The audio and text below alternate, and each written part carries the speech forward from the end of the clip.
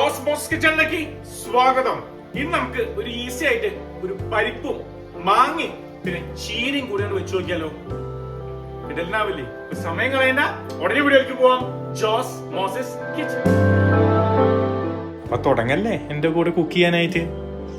ഈ റെസിപ്പി ഒരു 3 പേർക്കുള്ളതാണ് കേട്ടോ. അപ്പൊ ആദ്യം തന്നെ നമുക്ക് ഒരു പ്രഷർ കുക്കറിലേക്ക് പരിപ്പ് ഒരു കപ്പാണ് ഇട്ട് കൊടുത്തേക്കാം. ഏത് പരിപ്പാണ് നിങ്ങൾക്ക് ഉപയോഗിക്കാം കേട്ടോ, കുഴപ്പമില്ലാത്ത. നന്നായിട്ടാണ് വാഷ് ചെയ്യണം കേട്ടോ. പരിപ്പ് വാഷ് ചെയ്തൊക്കെ റെഡിയാക്കി വെച്ചിട്ടുണ്ട്. ഇനി അതിലേക്ക് ഒരു 4 കപ്പ് വെള്ളം ഒഴിക്കണം കേട്ടോ. വെള്ളത്തിൻ്റെ ക്വാണ്ടിറ്റിയിൽ ചെറിയ വ്യത്യാസം അങ്ങനെയാണ് വരും കേട്ടോ, നമ്മുടെ പരിപ്പിൻ്റെ ക്വാളിറ്റി അനുസരിച്ച്. പിന്നെ സബോള പകുതി സ്ലൈസ് ചെയ്തത്, പിന്നെ 5 പീസ് പച്ചമുളക്, പിന്നെ പച്ചമാങ്ങ ഡൈസ് ചെയ്തത് ഒരെണ്ണം കേട്ടോ. പിന്നെ ഒരു ടേബിൾ സ്പൂൺ ഉപ്പ്, ഒരു 1/4 ടീസ്പൂൺ മഞ്ഞൾ, പിന്നെ ഒരു 1/2 ടീസ്പൂൺ മുളക് പൊടി, പിന്നെ 2 ടേബിൾ സ്പൂൺ ഓയിൽ, പിന്നെ സ്പിനാച്ച് നല്ല ഫുൾ കൈ 2 കേട്ടോ. ഇതെല്ലാം ചേർത്ത് പ്രഷർ കുക്കറിൽ ഒരു 4 വിസിലടിക്കണം കേട്ടോ. ചിലപ്പോൾ ഒരു വിസിലോടും കൂട്ടഴിക്കേണ്ടി വരും കേട്ടോ. ഞാൻ നോക്കാം, കുക്കായിട്ടില്ലെങ്കിൽ ഒന്നുകൂടെ അടിക്കാം. നന്നായിട്ട് കുക്കായിട്ടുണ്ട്. ഇനി നമുക്ക് അതിലേക്ക് കാച്ചി ഒഴിച്ചേക്കാം കേട്ടോ.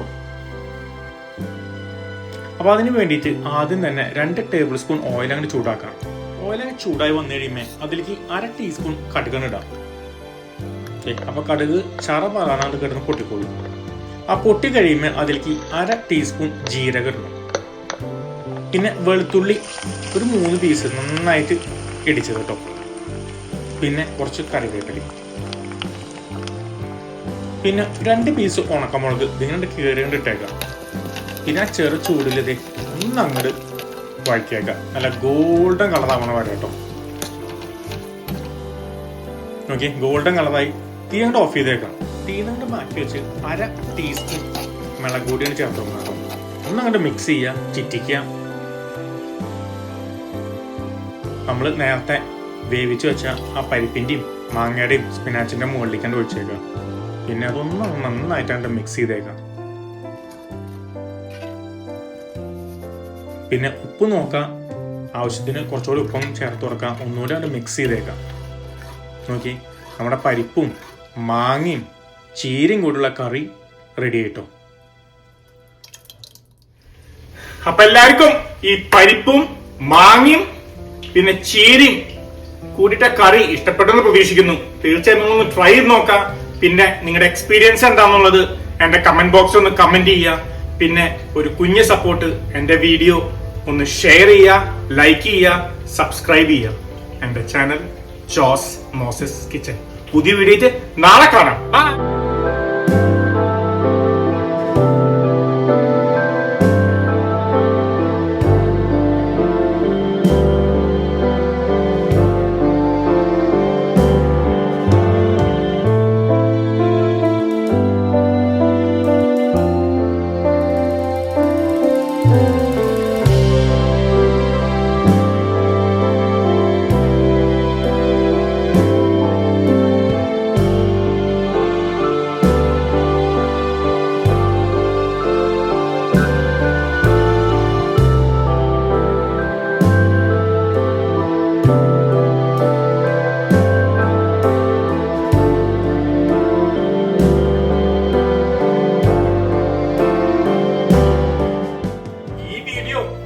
ചെയ്തിട്ടുണ്ടോ?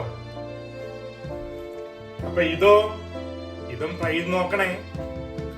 അപ്പൊ ഇതും കിടലിനാണ്. നിങ്ങൾ ട്രൈ ചെയ്ത് നോക്കി എന്നെ ഒന്ന് സപ്പോർട്ട് ചെയ്തേക്കണേ. ഓക്കെ.